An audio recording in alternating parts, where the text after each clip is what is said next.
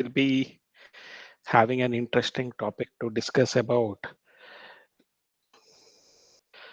So, good morning, dear students. So, today we'll be discussing about an important topic that is enzymes, and this is the last part of the discussion of biological molecules. In the previous classes, we have discussed about biomicromolecules, the micromolecules, then the biomacromolecules we have discussed about. Okay, so enzymes, you might be having some basic understanding of what enzymes are. Enzymes are also called as biocatalysts. You already know about it. So enzymes can be defined as uh, biocatalysts, which increase the rate of reaction without itself undergoing any change. So the enzymes are substances which in the, or the uh, compounds or the biocatalysts which are going to increase the rate of reaction without itself undergoing any change. Okay, we call such substances as uh, the enzymes. So enzymes are very important to increase the rate of reaction. So there is one example like the formation of carbonic acid. Without enzymes, it would be very few molecules per hour, 600 or 200 molecules per hour it is. But with the involvement of the enzyme like carbonic anhydrase, so it is going to be 6 lakh carbonic molecules are formed within 1 second. So that is the effect of enzymes. So enzymes are biocatalysts which increase the rate of reaction without itself undergoing any change. So that sort of substances they are. So we have digestive enzymes within our body, which brings about a lot of metabolic reactions, isn't it? So there are a lot of enzymes like digestive enzymes. In the respiration, there is a lot of enzymes that are involved. Okay, so in the photosynthesis, there are a lot of enzymes that are involved. So enzymes play a very, very important role in speeding up the rate of reaction without itself getting involved in the reaction or undergoing any change. So that is the importance of enzymes. So let us study the various properties of enzymes. Then the classification of enzymes also will be having it. And you should remember the suffix of enzyme always ends with ASC, like anhydrases, ASC, okay, transferases, ASC, reductases, ASC.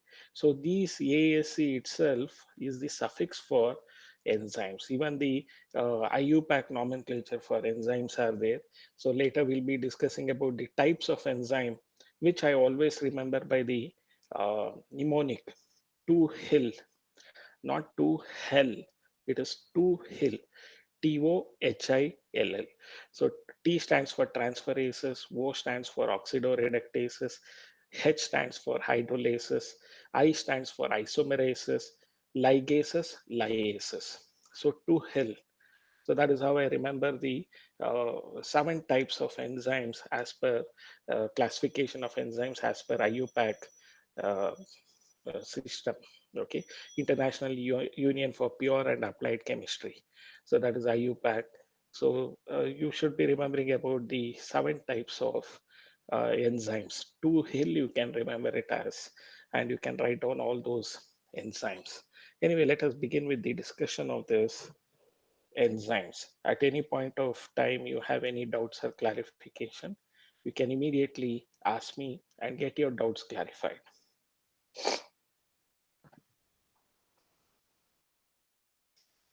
So enzymes. So enzymes are biological catalysts. So when we are saying biocatalyst, it is nothing but biological catalysts which influence the speed of biochemical reactions. So they are going to increase the or influence the speed of biochemical reactions. See, all enzymes are proteins, but all proteins are not enzymes. It is like um, all ores are minerals, but all minerals are not ores. Okay, so that sort of definition it is. So all enzymes are proteins, but all proteins are not enzymes. That is one important point that you can remember about. So all enzymes are proteins, but all proteins are not enzymes.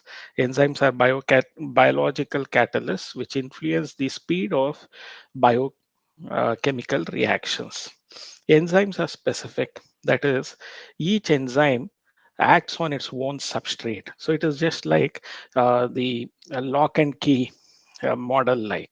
So each enzyme acts on a specific substrate. So enzymes are specific.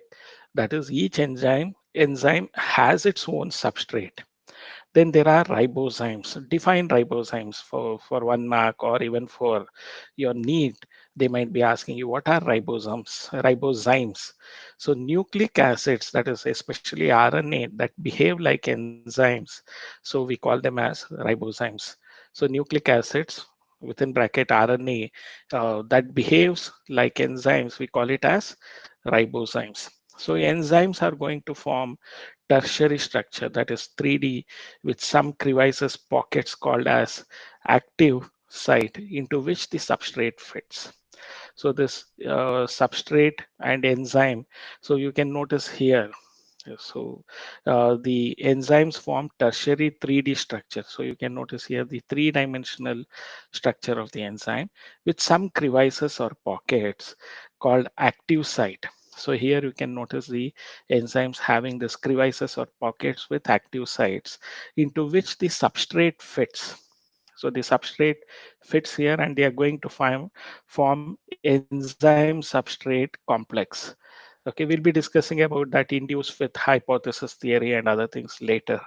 Okay, so enzymes, so they are all enzymes are proteins, but all proteins are not enzymes. Enzymes are specific, that is each enzyme has its own substrate. Ribozymes, nucleic acids that behave as enzymes, we call them as ribozymes.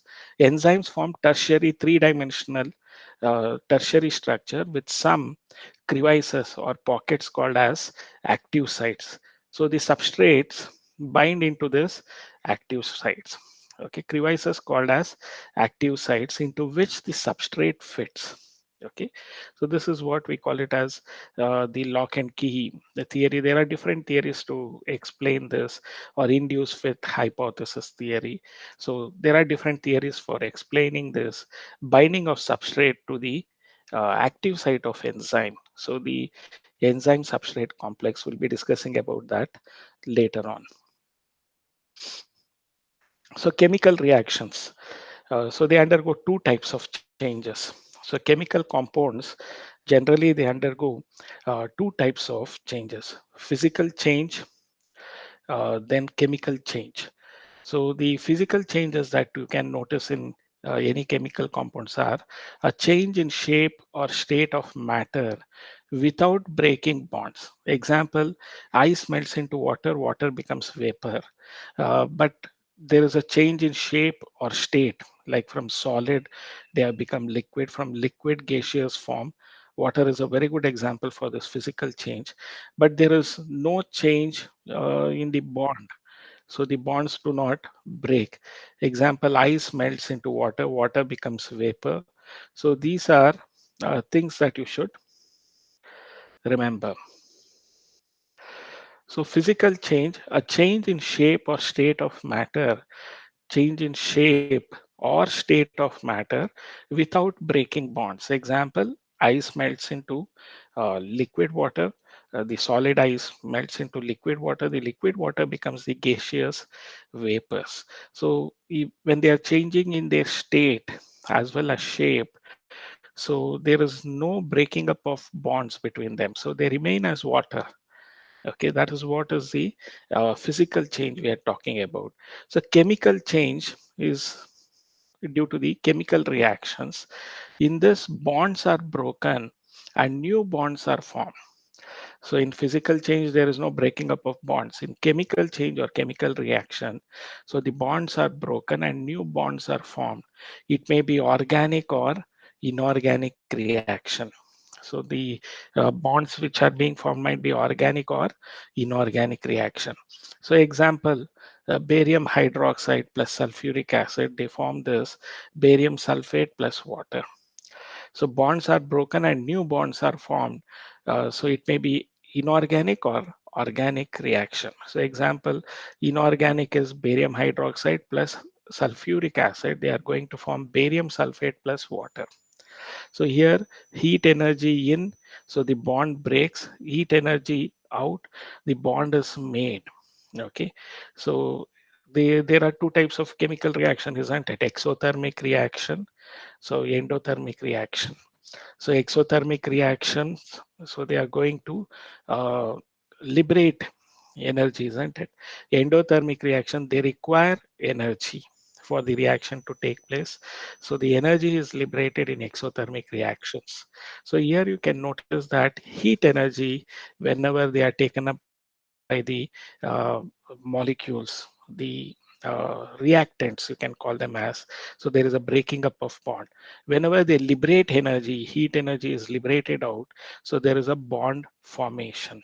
So the chemical change or chemical reaction, in this bonds are broken and new bonds are formed. It may be organic or inorganic reaction. Example, inorganic, barium hydroxide plus sulfuric acid, they are going to form barium sulfate plus water. So there are new bonds that are formed. So bonds are broken and new bonds are formed between barium and sulfate, between hydroxide and hydrogen of sulfuric acid, they are forming the water. So that is the change that is formed by the breaking up of bonds and new bonds being formed. Example for organic reaction, starch plus water, they are going to form glucose. So there is a breaking up of bond and formation of new bonds. Okay, so it can be seen in inorganic as well as organic reactions. So starch plus water, they are going to form the glucose. So one important thing you have to remember, the rate of a physical or chemical process is equal to amount of product formed per unit time. That is delta P by delta T. So amount of product formed by uh, the unit time, per unit time. So that is delta P by delta T. So that is the rate of physical or chemical process is equal to, you have to remember this reaction. So amount of product formed per unit time, that is delta P by delta T. So the rate of physical or chemical process, it is equivalent to amount of product formed per unit time, that is delta P by delta T. Sir, sir, Yes, sir, can you go to yes. the first slide once? I want to write the last point, sir. Thank you, sir. Okay. Have you made a note of it?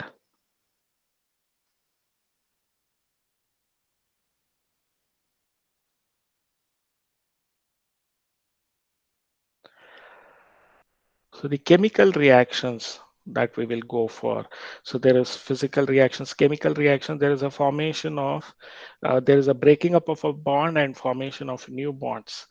So rate is called velocity if the direction is specified. So you have two types of uh, the reactions, isn't it? Scalar uh, quantities and vector quantities. Scalar quantities, they just have this magnitude, but no direction. Vectors, they have both magnitude and direction. Speed is an example for scalar quantity. Velocity is an example for the vector quantity. So rate is called velocity if the direction is specified. So you just recollect those definitions of scalar and vector quantities, how we call them as, why we call them as scalar and vector. Rate is called velocity if the direction is specified. Okay, so rate of physical and chemical processes, they are influenced by various factors such as temperature. Okay, so important factor is temperature. Generally the rate doubles or decreases by half for every 10-degree change in either direction. So for every increase in 10-degree uh, temperature, the rate of reaction doubles up. For every decrease in 10-degree temperature, the rate of reaction is going to reduce by half. So the rate of physical and chemical processes are influenced by factors such as temperature. So there is a statement, isn't it? For every 10-degree raise in temperature, the rate of reaction doubles up.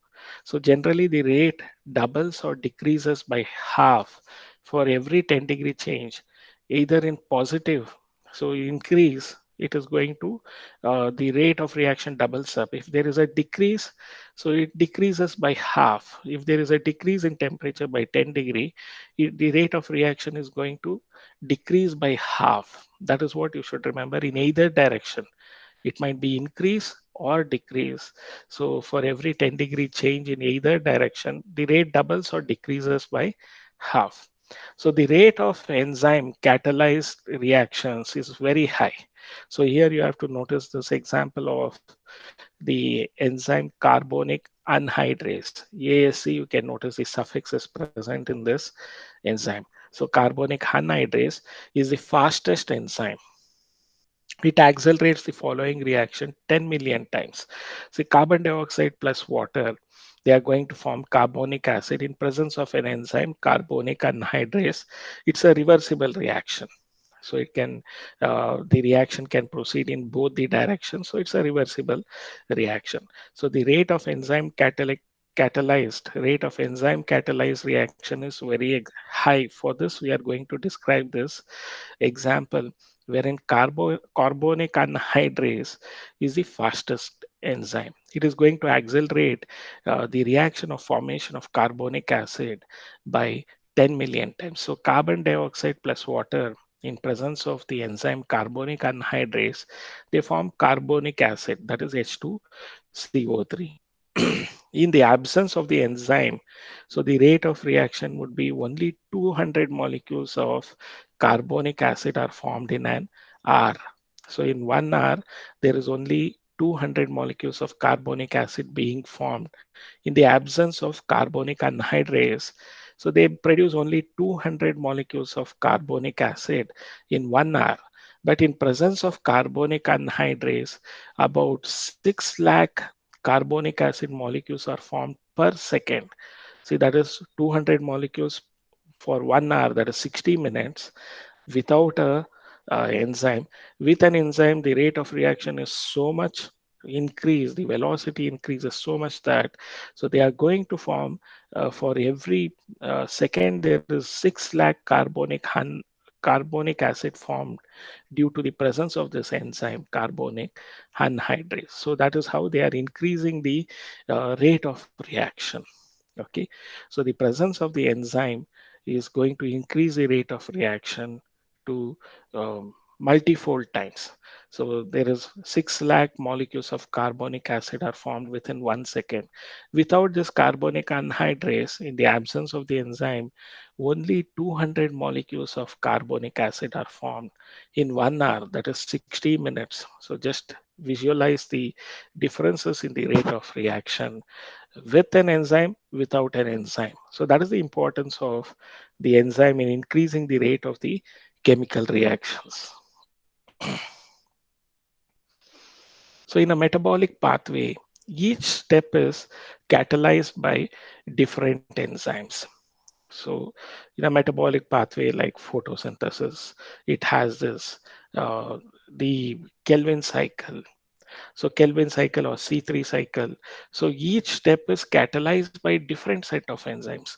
Or in respiration, glycolysis. Glycolysis is also called as Embden-Mayer Paranos pathway. So Embden-Mayer of Paranas pathway. So that we'll be studying in plant physiology when we discuss the topic of respiration.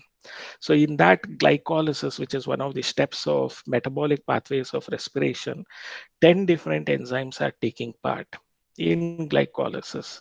That is from the glucose formation of two molecules of pyruvic acid. So there is going to be the involvement of 10 different enzymes. See, glucose exokinase. So there is an addition of ATP here in presence of an enzyme exokinase. So it forms glucose 6 phosphate. Now there is phosphoglucoisomerase. Isomerase enzyme converts this glucose 6 phosphate into fructose 6 phosphate. You know that isomers are, their chemical formula is same, but structural formula varies. So their structure varies. So glucose 6 phosphate and fructose 6 phosphate, they have the same molecular formula, but their structural structure varies, chemical structure.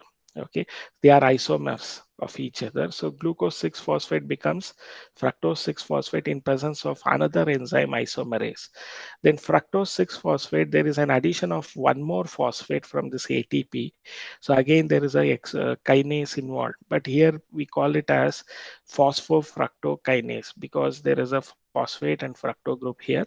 So we call it as phosphofructokinase. So they form fructose 1,6 biphosphate. Now, the fructose 1,6 biphosphate in presence of the enzyme aldolase, they break into three carbon atom compounds like dihydroxy acetone phosphate. You can call it as DHAP, dihydroxy acetone phosphate. So the phosphoglyceraldehyde. So or glyceraldehyde 3 phosphate, you can also call it as PGALD. So they are isomers. So the dihydroxyacetone phosphate are also going to form phosphoglyceraldehyde by the activity of this isomers. Okay, so now you have two molecules of phosphoglyceraldehyde, and in presence of dehydrogenase by losing an hydrogen. So the glyceraldehyde 3 phosphate, it is going to form 1,3 biphosphoglycerate. Okay, there is again so two molecules of it are formed. There is an addition of, not only there is a removal of hydrogen but also addition of one more phosphate. Okay, so this 1,3,5 biphosphogycerate, they lose one phosphate group in presence of this enzyme phosphoglycerate kinase, and they are going to form 3-phosphoglycerate. Okay, so kinase enzyme, they are losing it, and ATP is synthesized in this process. Till now energy was utilized, here energy is synthesized. Okay, so 3-phosphoglycerate in presence of kinase, they are losing it. So this 3-phosphoglycerate in presence of mutase, that is the position of phosphate group, from third position carbon atom, they are moving to second position of carbon atom. So they are undergoing mutation. Okay, from third carbon atom, the phosphate group is going to move towards the second carbon atom. So we call it as 2-phosphoglycerate. It is brought about by an enzyme phosphoglycerate mutase. Remember this mutase. Then enolase, they are going to lose water, and there is an addition of water also. So they form phosphoglycerate forms phosphoenol pyruvate. So two molecules of phosphoenol pyruvate are formed. They undergo in kinase. So again, the phosphate group is lost, ATP is synthesized, and they are going to form the pyruvic acid or phosphoenol pyruvic acid. PEP is going to form pyruvic acid. So two molecules of pyruvic acid. So this is what is the entire reaction. You need not mug it up here at present. In plant physiology, it is required. So here the entire reaction, what you have to notice is there are 10 different enzymes which are taking place. Like it is exokinase, there is isomerase, aldolase, which breaks down fructose 6 carbon, fructose 1,6 biphosphate into two 3 carbon compounds. Then there is dehydrogenase, mutase, okay, enolase.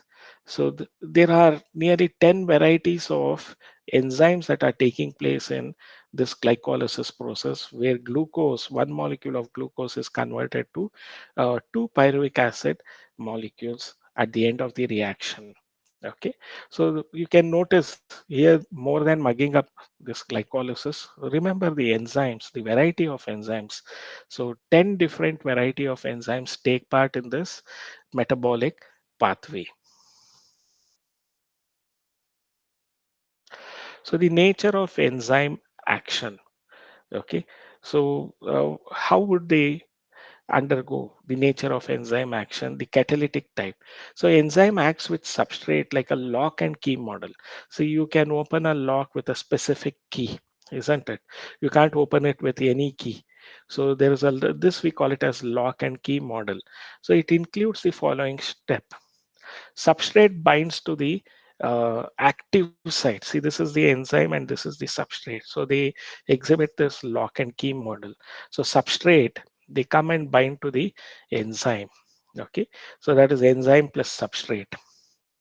This induces some changes in the enzyme so that there is a change in the enzyme, so that induced change is there. The substrate is tightly bound with active site of enzyme, and they are there is an induced change. So this induces some change, the substrate in the active site. So the active site tightly binds the substrate and they form this enzyme substrate complex. So the active site breaks chemical bonds of substrate. So the active site, they are going to break the chemical bonds of substrate to form enzyme product complex. So they break the chemical bonds and their enzyme substrate complex, they are forming now enzyme product complex. Okay, this enzyme releases the products and the free enzyme is ready to bind other molecules of the enzyme, other molecules of the substrate. Okay, so we call this as E plus P stage. So the products are released after the breaking up of the bonds substrate to form enzyme product complex. The active site breaks chemical bonds of substrate to form the enzyme product complex. The enzyme releases the products and the free enzyme, this is the free enzyme, is ready to bind to other molecules of the substrate, that is E plus P. So this pathway goes through some unstable transition state structures. So this entire pathway of this lock and key model, they undergo some unstable transition state structures. So what is the nature of enzyme action or catalytic cycle is? So enzyme acts with substrate like lock and key model action. So a specific key can open a specific lock. Okay, so it includes the following step, this lock and key model action. So the substrate binds to the active site of enzyme, we call it as E plus S. So the this induces some changes in enzyme so that the substrate is tightly bound with active site of enzyme and they form this enzyme substrate complex. So the active site breaks the chemical bonds of substrate to form enzyme product complex. So they are going to break this uh, substrate to form the enzyme product complex. So the bonds are broken between this substrate and they are forming the products. So enzyme product complex is formed now. So the enzyme releases the products and the free enzyme now is ready to bind to other molecules of the substrate. So this free enzyme in the E plus P complex, they are ready to bind to other molecules of the substrate. So this pathway, it goes through this sort of lock and key model action, goes through some unstable transition state structures. Transition is from from one in between the changes, there is an intermediate process. We call it as transition. So the intermediate stage between before the changes, so we call it as transition. So this pathway goes through some unstable transition state structures. So this is what you have to remember regarding the nature of enzyme action. Okay, so the next thing that we have is what Sir, is activation energy. See, these are all most of the physical chemistry and organic chemistry that we are, especially the biochemistry we are discussing about here. So concept of activation energy. So how do the enzymes speed up a chemical reaction? So here arises the concept of activation energy. So for a question of how do enzymes speed up the rate of chemical reaction, like we spoke about the formation of carbonic acid, without enzymes, they would just form only 200 molecules in 1 hour. With enzymes, within 1 second, they are forming 6 lakh molecules of carbonic acid. So with the help of this carbonic anhydrase enzyme, so how is this enzyme speeding up the chemical reaction? What makes the enzymes to speed up a chemical reaction? And for the explanation of that, we have this concept of activation energy. excuse me, So sir. yes, The previous slide, last point, can you explain once again, sir? Previous which slide, one? previous slide, the transaction, something you said, this is this pathway through some unstable transaction state structure. See this pathway, the enzyme substrate complex formation, the enzyme product uh, complex formation. So this pathway of the reaction of enzyme, wherein the substrate are bound by the enzyme at the active site. This is the active site. So this pathway of this enzyme substrate uh, pathway they are talking about, they go through some unstable transition state structures. So there is now the active sites accommodates its nature to fit the substrate. Okay, so they are going to go through some unstable transition state structures. So the enzymes are going to go through some unstable transition state structures during this formation of the enzyme products, or the formation of enzyme substrate complex or enzyme product complex. The enzymes are going through some uh, transition state structures. Okay, that is what it implies. Okay, you just make a note of it. So there is some unstable transition state structures during this pathway. That is what it implies. So now the concept of activation energy. So activation energy is the additional energy which is required to start a chemical reaction. So in an exothermic, I've already discussed about chemical reactions being exothermic or endothermic. Exo means liberation of energy.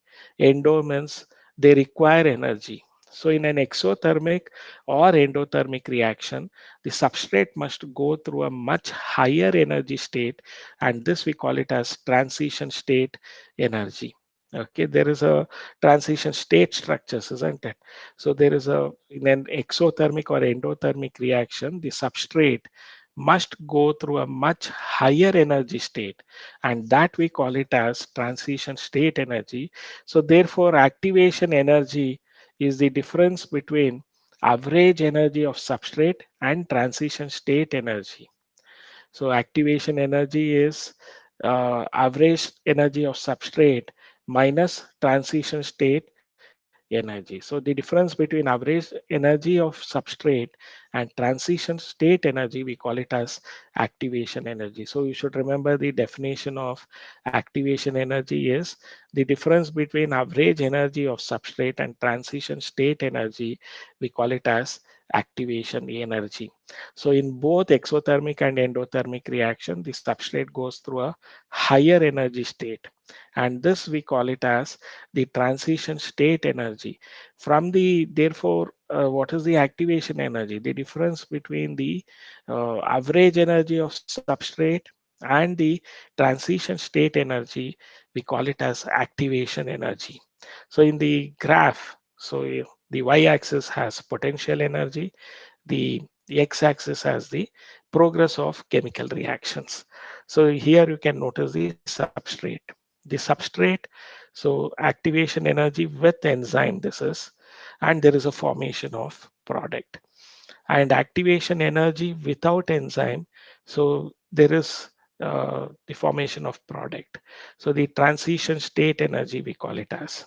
Okay, so with the formation of, with the enzyme, activation energy with enzyme is going to be lesser, and activation energy without enzyme is going to be higher. That is what you can notice in this graph, the differences between the substrate which has the enzyme and their activation energy is very less, whereas the substrate without the enzyme, their activation energy is very high. That is the differences that you can notice here for the formation of product. If the product, so exothermic or endothermic reaction, the substrate must go through a higher transition state, and that we call it as transition state energy. So now if the product P is at a lower energy level than the substrate, okay, so the reaction is an exothermic reaction. So the product P is at lower energy level than the substrate. So substrate energy level is high and product energy level is low. Then the reaction is an exothermic reaction. So that spontaneous reaction we call it as, and there is loss of energy. Okay, so exothermic reaction, what you'll notice is the substrate energy is higher than the product energy, or you can say it as the products have lower energy level than the substrate. We call such reactions as exothermic reaction or spontaneous reaction, and they require no energy to form the product. So it requires no energy, like heating and other things are not required to form the product. In a biochemical reaction, if enzymes lower the activation energy, in a biochemical reaction, the enzymes lower the activation energy. Okay, without enzymes, the activation energy is very high. So the activation energy is lowered by the enzymes. As a result, speed of the reaction increases. The rate of reaction is going to increase. The speed of the reaction increases. So exothermic reaction will be having the products with lesser energy than the substrate.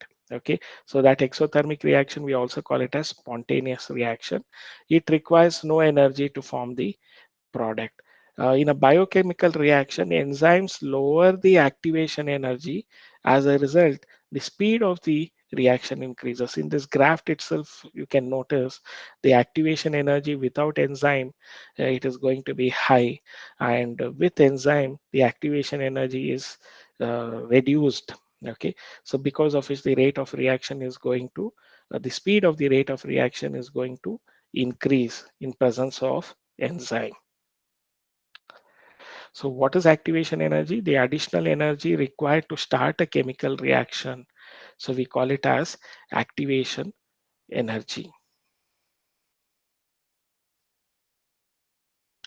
Now, what are the factors which affect the enzyme? So there is temperature and pH factor, concentration of the substrate, presence of inhibitor. So the factors which are going to affect the enzyme activity are temperature and pH.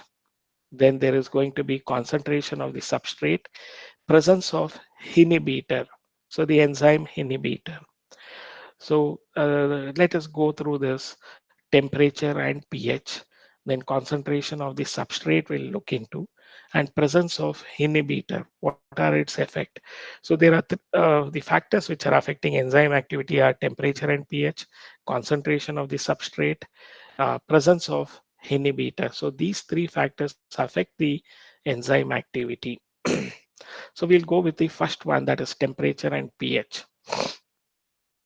So enzymes show highest activity at optimum temperature and pH. Optimum temperature and pH, the enzyme activity is maximum. Activity declines below and above optimum value. At low temperature, enzyme temporarily becomes inactive. So activity declines below and above the optimum value. Okay, so that optimum value is where they have the maximum activity. The enzyme activity is maximum. See here we have a graph. So the enzyme activity and temperature. So at what you can notice is at low temperature, enzyme temporarily becomes inactivity. So inactive, it would be at low temperature, and at very high temperature, enzymes are denatured or destroyed because proteins are denatured by heat. So at high temperatures, the enzyme destroys the proteins. So here you can see based on the temperature, so the enzyme activity will be maximum at, here somewhere it is at around 38 degrees centigrade. For this particular enzyme, the activity is optimum at maximum at 38 degrees centigrade. Above that, it goes on reducing, and at 55 or something, so the enzymes get denatured. So at very low temperature of 0 degree, the enzyme is inactive, temporarily inactive. So the enzyme activity will be highest at the highest activity of enzyme is seen at the optimum temperature and pH. So the activity declines below and the above this optimum level. So at low temperature, enzyme activity is inactive, temporarily inactive. At high temperature, enzymes are destroyed because proteins are denatured by heat. So the enzyme activity in terms of pH also it is the same. So at the optimum level of pH, the enzyme activity is high. At very low temperatures, the enzyme activity is temporarily inactive. At very high pH values, the enzyme activity is, the enzymes are denatured. So high temperature, high pH, they are going to denature the enzymes, because proteins are denatured by heat. So the enzyme activity would be reduced in case of pH. Okay, maybe not denatured, but enzyme activities are reduced in presence of low pH. So inorganic catalysts, they work at high temperature and pressure.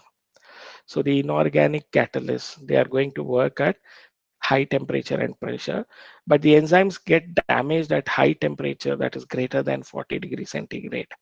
So the thermophilic bacteria organisms have enzymes which are stable at high temperature of 80 to 90 degrees centigrade. In normal organisms, it is only 40 degrees centigrade, but in thermophilic organisms or archaebacteria, so they have enzymes which are stable at very high temperature, up to 80 to 90 degree centigrade. So the enzyme activity, which I've already discussed about, they are maximum at the optimum level of temperature. The enzyme activity is maximum. So below the optimum level of temperature and uh, after the optimum level of temperature, the enzyme activity is lesser. So we've completed the temperature and pH factor, which affects the enzyme activity. The next is concentration of substrate. So with the increase in substrate concentration, when you're going to increase the substrate concentration, the velocity of enzyme action rises at first and reaches a maximum velocity, Vmax. Okay. So with the increase in substrates concentration, the velocity of the enzyme action increases at first and reaches a maximum velocity, that is Vmax. This is not exceeded by further rise in concentration because enzyme molecules are fewer than the substrate molecules. That is, no free enzyme molecules to bind with additional substrate molecules. So that is how the concentration of substrate is going to affect the enzyme activity. So with the increase in substrate concentration, the velocity of enzyme action, see the velocity of this enzyme velocity of the chemical reaction or enzyme action. So with the increase in substrate concentration, the velocity of enzyme action rises at first and reaches a maximum velocity, Vmax. Once they reach the Vmax, even additional substrates that we add, they are not going to increase this uh, rate velocity of enzyme activity. So because enzyme molecules are fewer than the substrate molecules, so that is, it implies that there are no free substrates, no free enzymes for the substrate to bind with. So no free enzyme molecules will be available for the substrate to bind with when the uh, increase more than the Vmax of substrates. So, so initially there is an increase in the velocity of enzyme when we are going to increase the substrate. Still it reaches a maximum velocity Vmax.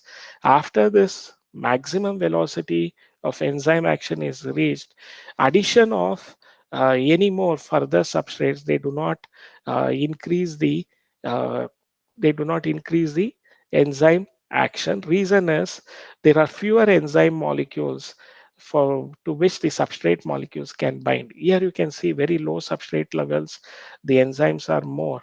So when you are going to add the substrates initially, so the substrates are going to bind with the free enzyme molecules, and that is why the velocity of the enzyme action rises at first, increases at first, and this enzyme action velocity increases, still they attain Vmax.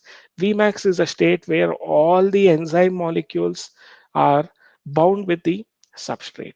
After this, if you are going to add any more substrate, so there is going to be no increase in the velocity of enzyme activity. Reason is there is no free molecule of enzyme to bind with this substrate at active site. So there are no more enzyme molecules. That is the reason at very high substrate level, there is going to be no increase in the enzyme activity. So this graph, it gives you Vmax, half of Vmax. Okay, so that is how there is one on the x-axis, it is substrate. So the velocity of reaction or enzyme activity. So when it reaches Vmax, they are not going to increase further. So the factors affecting enzyme activity in the next factor after this increase of concentration of substrate was the second factor. Third factor is presence of inhibitor. See, the binding of specific chemicals like inhibitor, they shut off the enzyme activity. So we call it as inhibition. So enzyme and substrate, when they add up, they form the enzyme substrate complex. But if they are having this inhibitor here, this is the inhibitor, they bind to this and they are going to find enzyme inhibitor complex, which prevents the binding up of substrate to the enzyme. Okay, so there are two types of enzyme substrate inhibitors. Okay, so if the binding of a specific chemical inhibitor, they shut off the enzyme activity, this is called as enzyme inhibition. The binding of specific chemicals or inhibitors, they are shutting off the enzyme activity. So this is called as enzyme inhibition. So the inhibition closely similar to the substrate is called competitive inhibitor, and it competes with the substrate for the binding site of the enzyme. As a result, the substrate cannot bind and the enzyme action declines. So there is competitive inhibition. You notice that the inhibitor uh, is similar to the substrate in structure. The inhibitor is similar to the substrate in structure. It competes with the substrate for binding site of the enzyme. For the active binding site, the inhibitor is going to compete with the substrate. So if the inhibitor binds with the active site, the enzyme inhibitor complex is formed and the substrate cannot bind. So there is a competition in competitive inhibition. There is a competition between the inhibitor and the substrate to bind to the enzyme active site. Reason is their sizes are, they are similar to each other.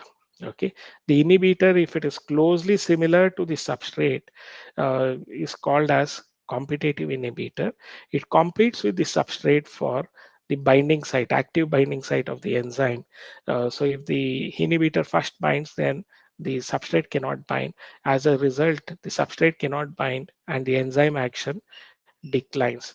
In non-competitive inhibition, the inhibitor is different than the substrate and they bind at a different site, and these enzyme inhibitor complex, they prevent and they change the shape of the active site once they bind with the enzymes. So they change the active site shape and now they cannot accommodate the substrate. That is what it is doing. So the enzyme inhibitor complex prevents the, whether it is non-competitive or competitive inhibition, they prevent the binding up of the substrate at the active site.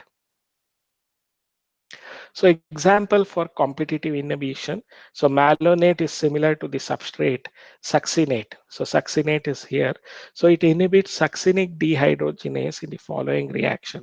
Succinate is going to form fumarate in presence of succinic dehydrogenase. But if they have this inhibitor, that is malonate, so this is the enzyme, substrate and inhibitor. This is here, let us take here the enzyme competitive inhibition. This is substrate is succinate, but its inhibitor is malonate. They are similar in to the substrate in structure.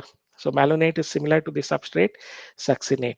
So whenever this malonate binds to this active site, it inhibits the succinic dehydrogenase enzyme to undergo this reaction. So they inhibit this reaction, conversion of reactants into the product, that is stopped. So the succinic dehydrogenase is inhibited by the formation of a complex with malonate.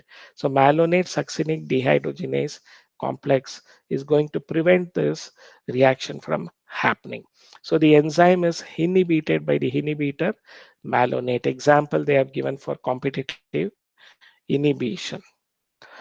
So So competitive inhibitors are used to control bacterial pathogens. So they can also be used as medicines to control the bacterial pathogens.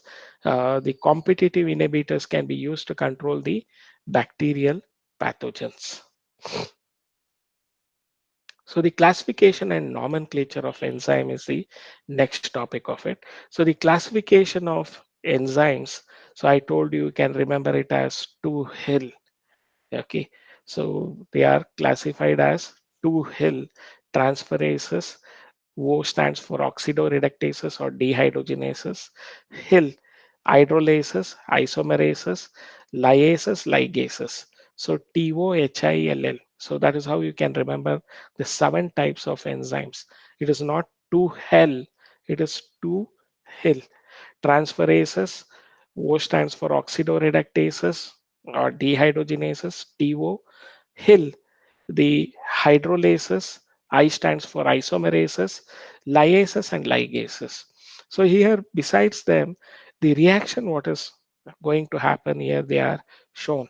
So the substrate reduced plus substrate oxidized, they are going to undergo reaction in presence of this oxidoreductases, and the substrate which is reduced is converted into an oxidized substrate, and the substrate which was oxidized is converted to uh, reduced substrate. So that is how you can notice this oxidoreductases activity of enzyme.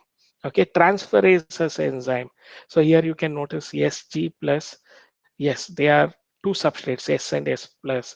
So in the next, after the reaction, you notice that S is replaced by this S prime. So S prime G plus S. So they are transferring the substrate to the uh, whatever functional group or other things are there. So transferases, okay, they are transferring the substrates. So for the reaction. So that is what you remember about.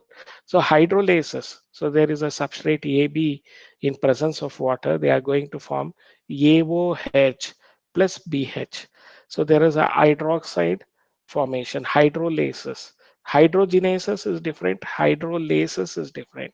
So hydrolases, so water is added up, the hydroxy group is added up to the substrate. Lyases, there is a product substrate XCCY. So in presence of lyases, they are broken down as XY and CC is released. So the carbon is released. Okay, so C double bond C, they are released. So this is lyases. So break the lysis of a substrate to form products that is brought about by the enzyme lyases. Isomerases, they change them to a different structural formula, like glucose is converted into fructose or fructose is converted into glucose. So by the presence of isomerases, dihydroxyacetone phosphate, DHAP, is converted into phosphoglyceraldehyde. Okay, so ABC is converted into BCA by the activity of isomerases. Ligases, so they are X plus Y plus ATP. So XY they are going to form, and ADP is going to be broken down into, ATP is broken down into ADP plus inorganic phosphate. So they are taking up that energy for the formation of XY. The breakdown of ADP, uh, ATP to ADP, the energy that is released is utilized by this X plus Y to form XY. So these are brought in presence of an enzyme ligases. So this is just the general reactions to describe this different type of enzymes and their activity. Okay, it is simplified. That is what it is. So when you are going to write it, so you have to write it in this way. So oxidoreductases or dehydrogenases enzyme, they catalyze oxidoreduction between two substrates. That is why this reaction is given. So the enzymes are going to catalyze the reduction between two substrates. Yes, reduced after the reaction by the activity of enzyme, they become yes oxidized. S prime oxidized become S prime reduced. So they catalyze the oxidoreduction between two substrate. Okay, transferases, they catalyze a transfer of a group other than hydrogen. So they transfer a group, that is substrate is transferred here other than hydrogen. If there is a catalyzer transfer of group other than hydrogen, we call it as transferases. Then hydrolases. So here you can also notice the other reaction. AB plus C is A plus BC. Anyway, that is up to you to utilize any of these examples. Hydrolases, they catalyze the hydrolysis of ester, ether, peptide, glycosidic, C halide, or phosphorus nitrogen bonds. Okay, so they are going to hydrolyze these bonds and they are going to form the hydroxyl groups, AOH, they are going to form. So they hydrolyze ester, ether, peptide, glycosidic bonds, okay, the alkane bonds, the alkyl halide bonds, or between phosphorus and nitrogen bonds. So they are going to hydrolyze them. So that is what the enzyme uh, hydrolysis does. Lyases, they catalyze removal of groups by mechanism other than leaving double bonds. So if there is a formation of double bonds by removal of groups by mechanism other than hydrolysis, leaving double bonds, we call it as lyases. See, RCOOCOOH, they are going to form. So RCOH plus carbon dioxide. Okay, so the carbon is going to get, other than the hydrolases, leaving double bond. So there is a double bond that is going to uh, be formed.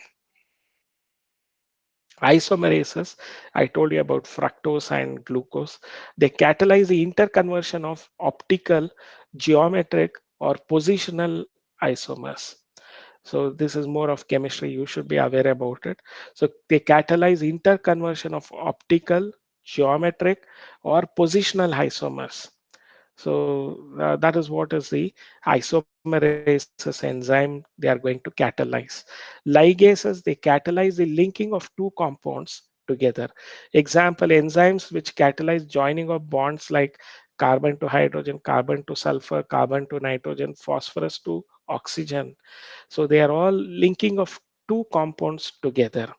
So the ligases catalyze the linking of two compounds together.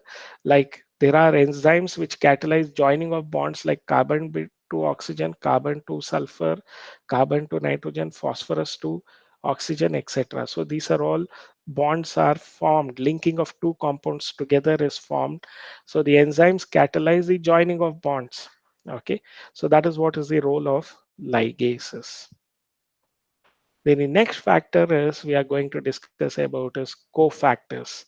So cofactors are non-protein constituents which are bound to the enzyme to make the enzyme catalytically inactive. So you can notice here, apoenzyme is protein portion of the enzyme. We call it as the apoenzyme.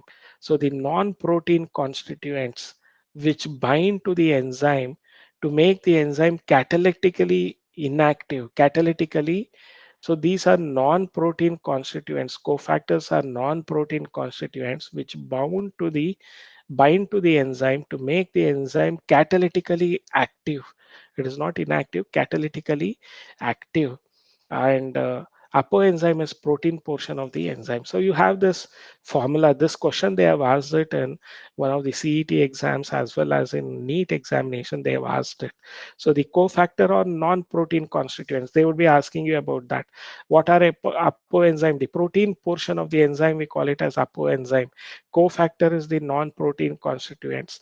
So the cofactor binds to the apoenzyme and they make them catalytically active. Apoenzyme is inactive, but when this cofactor binds to them, they become the holoenzyme which is active. Okay, so the cofactor binding to the apoenzyme, they are going to form the holoenzyme which are active. So when the cofactor is removed from the enzyme, its catalytic activity is lost. So cofactors, these are the non-protein constituents which bind to the, what are cofactors? Define cofactors. These are the non-protein constituents which bind to the protein part of the enzyme. Okay, so non-protein constituents binding to the enzyme to make the enzyme catalytically active. So the apoenzyme, non-protein part of the enzyme, we call it as apoenzyme. So the cofactors bind to this enzyme and make the enzyme catalytically active, that is holo enzyme. Okay, so in the absence of cofactor, the catalytic activities of these enzymes are lost. That is the importance of cofactors. Remember, the cofactors, they are almost like enzyme for enzymes, you can call it as. Okay, so they are going to bring about the activation of apoenzyme is brought about by the non-protein constituent cofactor. Okay, and the activated enzyme, we call it as holoenzyme. So the types of cofactor are the prosthetic group, coenzymes, metal ions. So the cofactors, the types of cofactors, if you look into, they are the non-protein constituent you should understand about, which is going to make the enzyme catalytically active. So there are three types of cofactors: prosthetic group, coenzymes, and then metal ions. So these are the three types of cofactors. So cofactors, prosthetic group, organic, they are organic. Prosthetic group is organic, tightly bound to apoenzyme. Example, heme. This is the heme which has this iron part of it. So you might have heard about hemoglobin and other things. So heme in peroxidase and catalase enzyme. There are two enzymes, peroxidase and catalase enzyme.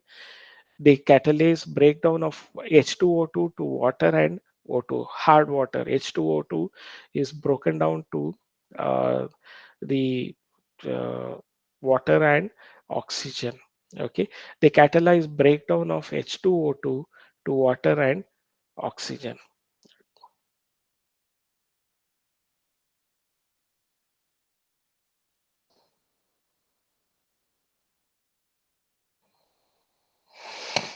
So H2O2 is hydrogen peroxide. You know about that, isn't it?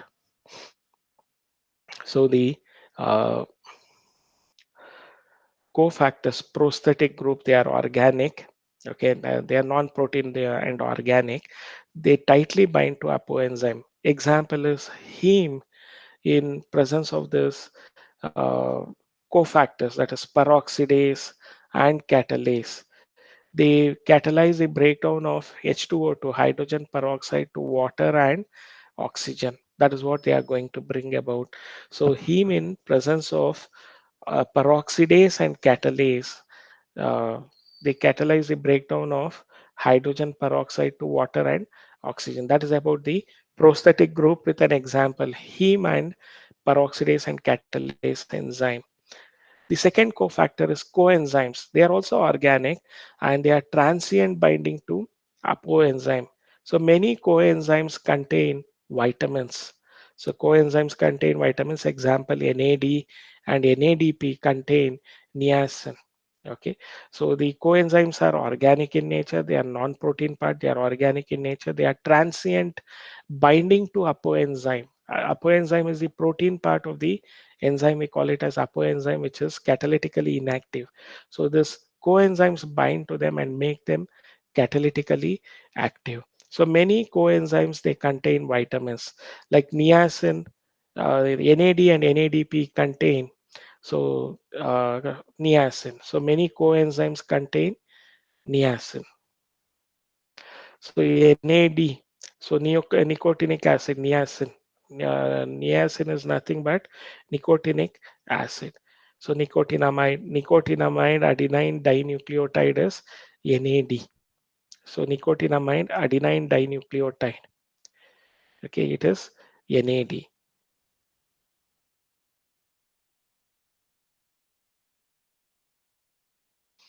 So here you need not have to remember these structures. You have to just remember this content. So the structural formula, unless and until I asked you to remember, please don't try to mark this up. These are all for explanation purpose to drive home the point. We are having these in this slide. So the third type of cofactors is metal ions. They form coordination bonds with side chains. So the metal ions are going to form coordination bonds with side chains at active site and one or more coordination bonds with the substrate. Example, zinc is a cofactor of carboxypeptidase. Zinc is a cofactor of carboxypeptidase. They form coordination bonds with side chains at active site and one or more coordination bonds with the substrate. So metal ions are going to form coordination bonds with active sites. So you can here see they are forming the coordination bonds with side chains at active site and one or more coordination bonds with the substrate. Example, zinc is a cofactor of carboxypeptidase. So you not only see them at the side chains at the active site of enzymes, but they are also going to form one or more coordination bonds with this substrate. So metal ions like zinc is a cofactor of carboxypeptidase. So zinc here it is purple colored, you can notice them. So that completes our discussion on the enzymes. Okay, so please go through the contents, whatever I have discussed, and if you have any doubts or clarification, you can get it clarified now. Sir, Any doubts or clarification?